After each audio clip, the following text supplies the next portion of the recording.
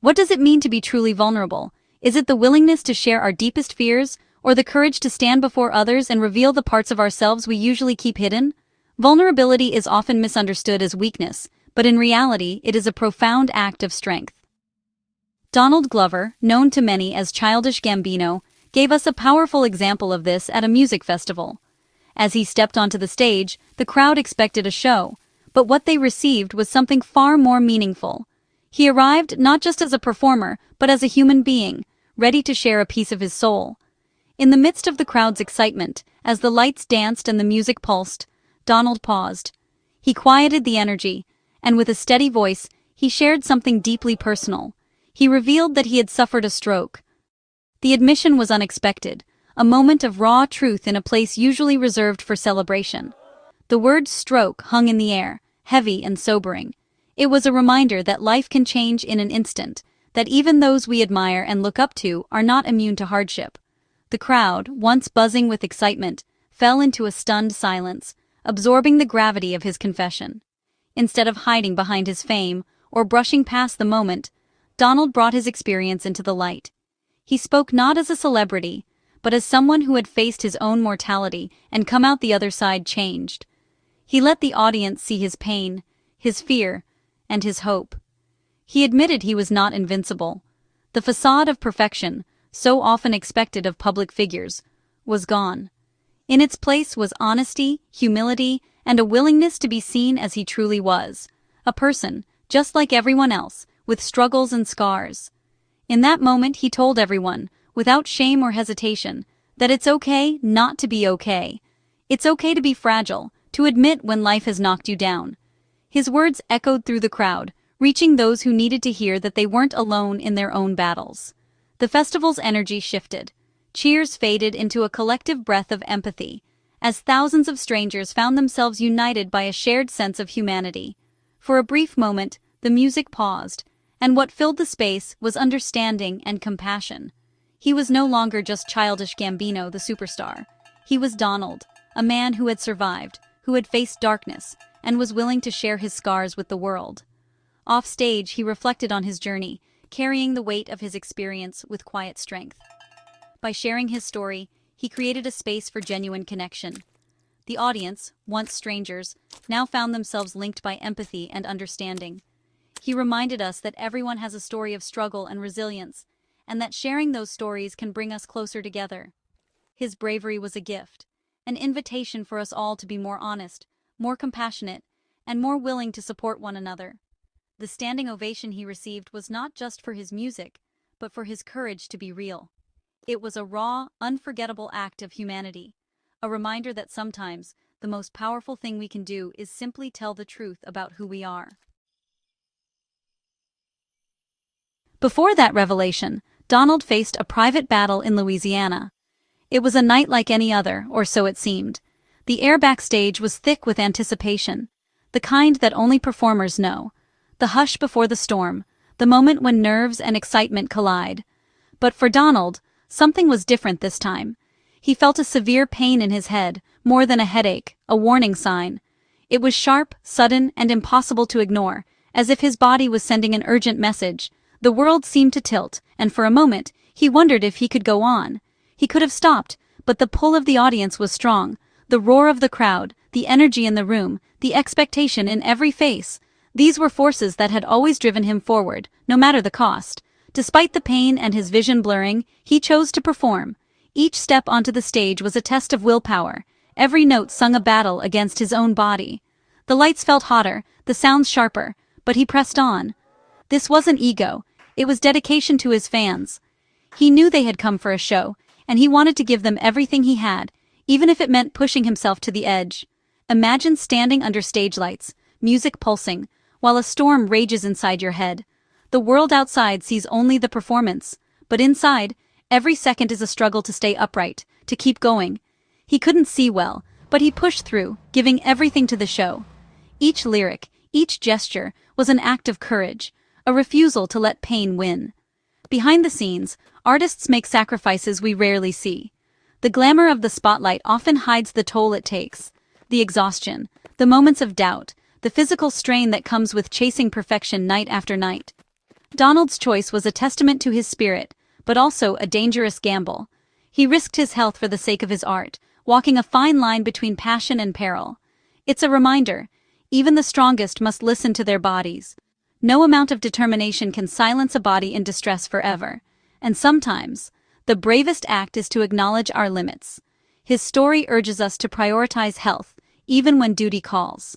The world may celebrate resilience, but true strength lies in knowing when to pause, to heal, and to put well-being first.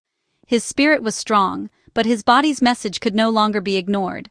The time had come to step back, to recover, and to honor the signals that had been there all along.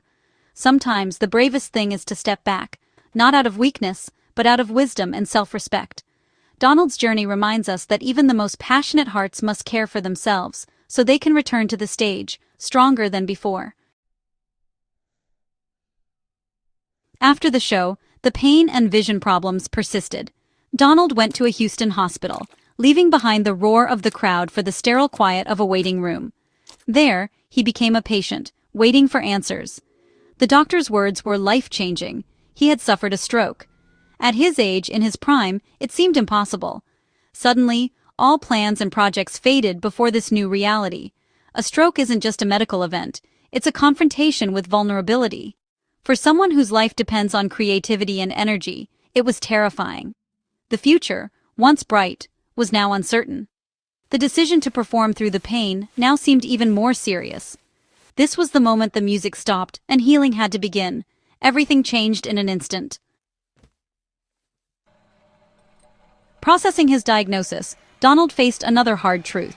He had to cancel his tour. For an artist, a tour is a promise, a connection with fans. Canceling felt like letting people down, especially those he hadn't yet reached, like in Ireland. He spoke openly about this regret, showing how much he values his audience.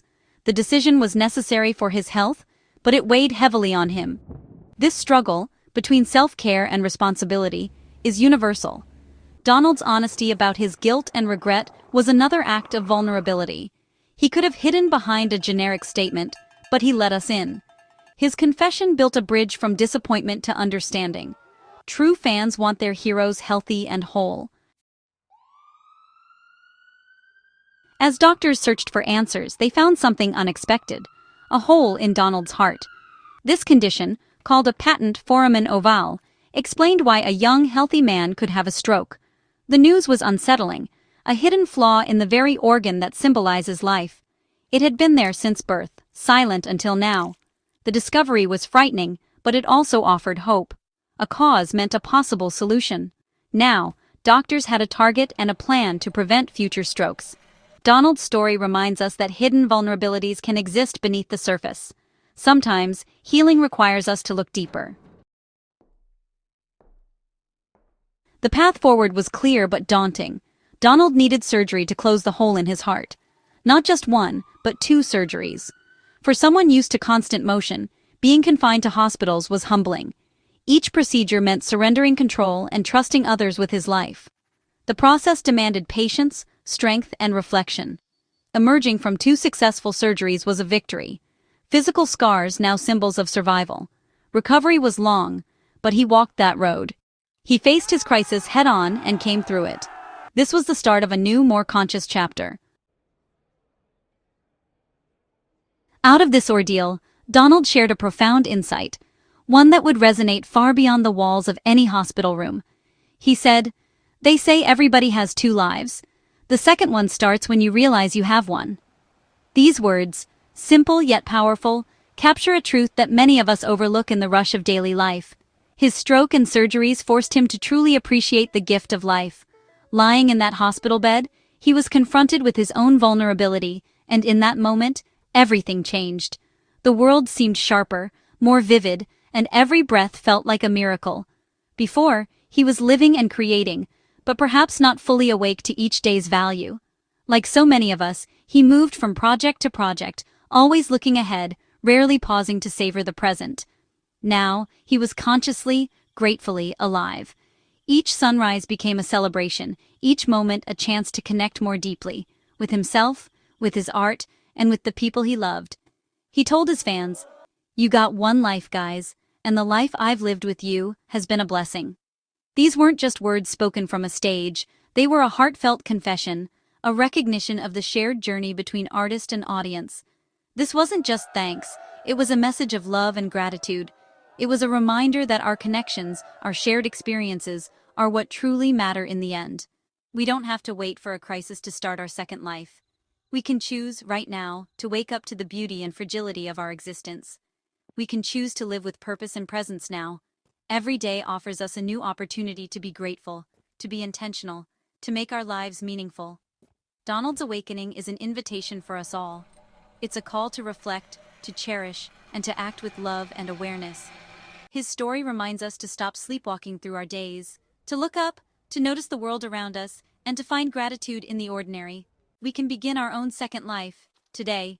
It doesn't require a dramatic event, just a shift in perspective and a willingness to embrace each moment. He held up a mirror to his own mortality, letting us see our lives more clearly. In his vulnerability, he gave us permission to examine our own paths and to ask ourselves what truly matters. His second life is a call for us to start ours. Let's not wait for a wake-up call. Let's choose gratitude, presence, and purpose, and begin living our second life, right now. Donald Glover's story became a universal message of connection. By sharing his truth, he spoke to all of us, not just about himself. His journey highlighted our fundamental need for connection. Art, success, and life are about relationships and community. His health scare made him value his audience even more. The blessing was not just in creating, but in sharing. His message, cherish the people who give your life meaning. Every connection, big or small, matters.